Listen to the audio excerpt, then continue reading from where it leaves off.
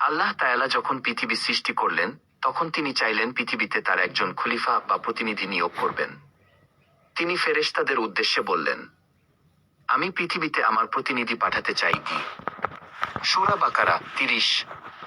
ফেরেশতারা বিনয়ের সাথে আরজ করল, হে আল্লাহ, আপনি কি এমন কাউকে সৃষ্টি করবেন যারা পৃথিবীতে রক্তপাত ও ফাসাদ, বিশৃঙ্খলা সৃষ্টি করবে?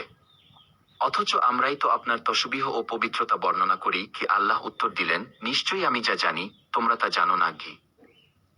আদম এর সৃষ্টি ও সিজদা। আল্লাহ তাআলা পৃথিবীর বিভিন্ন স্থান থেকে সংগৃহীত মাটি দিয়ে আদম এর অবয়ব তৈরি করলেন। এরপর তার ভেতরে রূহ প্রাণ ফুঁকে দিলেন। তিনি আদম কে সমস্ত জিনিসের নাম শিক্ষা দিলেন যা ফেরেশতারা জানত না।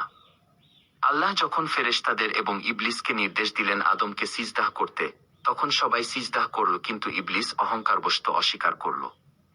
সে দাবি করল যে সে আগুনের তৈরি, তাই মাটির তৈরি আদম থেকে সে শ্রেষ্ঠ। এই অবাধ্যতার কারণে ইবলিস অভিশপ্ত হয়ে জান্নাত থেকে বিতাড়িত হয়। 3 জান্নাতে বসবাস ও নিষিদ্ধ গাছ। আল্লাহ আদম এর নিঃসঙ্গতা দূর করার জন্য তার বাম পাঁজরের হাড় থেকে বিবি হাওয়া আলাইহিস সালাম কে সৃষ্টি করলেন।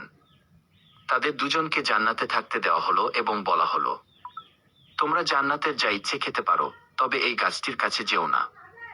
যদি যাও তবে তোমরা জালিমদের অন্তর্ভুক্ত হবে কি। 4 ইবলিসের ধোঁকা ও পদস্খলন। শয়তান ইবলিস আদম ও হাওয়ার সুখ সইতে পারল না। সে ছদ্মবেশে তাদের কাছে এসে মিথ্যা শপথ করে বলল, আল্লাহ তোমাদের এই গাছের ফল খেতে নিষেধ করেছেন, কারণ এটি খেলে তোমরা অমর হয়ে যাবে অথবা ফেরেশতা হয়ে যাবে। শয়তানের এই প্ররোচনায় পরে তারা সেই নিষিদ্ধ ফল খেয়ে ফেললেন। ফল খাওয়ার সাথে সাথেই তাদের জান্নাতি পোশাক খুলে গেল এবং তারা লজ্জিত হয়ে জান্নাতের গাছের পাতা দিয়ে নিজেদের আবৃত করার চেষ্টা করলেন। 5 আল্লাহর কাছে ক্ষমা প্রার্থনা। নিষিদ্ধ কাজ করার পর তারা অত্যন্ত অনুতপ্ত হলেন। আল্লাহ তাদের সম্বোধন করে বললেন, আমি কি তোমাদের এই গাছের কাছে যেতে নিষেধ করিনি? তখন আদম এবং মা হাওয়া আল্লাহর শেখানো সেই বিখ্যাত দোয়ার মাধ্যমে ক্ষমা চাইলেন।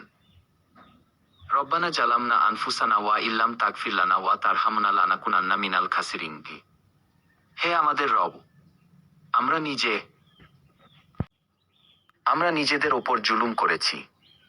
আপনি যদি ক্ষমা ও দয়া না করেন, তবে আমরা ক্ষতিগ্রস্তদের অন্তর্ভুক্ত হয়ে যাব।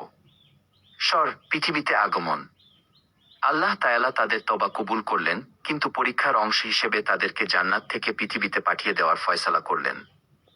আল্লাহ বললেন, তোমরা সবাই নেমে যাও, একে অপরকে শত্রু হিসেবে পাবে।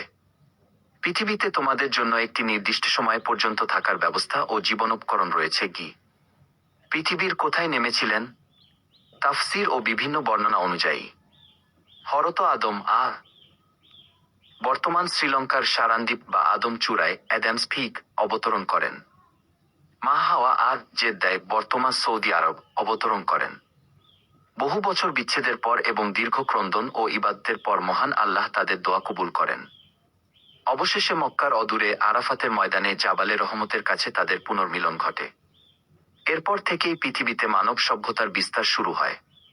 একটি প্রশ্ন, আমি কি এই কাহিনীর কোনো নির্দিষ্ট অংশ, যেমন ইবলিসের সাথে সংলাপ বা আদম এর তওবা সম্পর্কে আরো বিস্তারিত লিখব?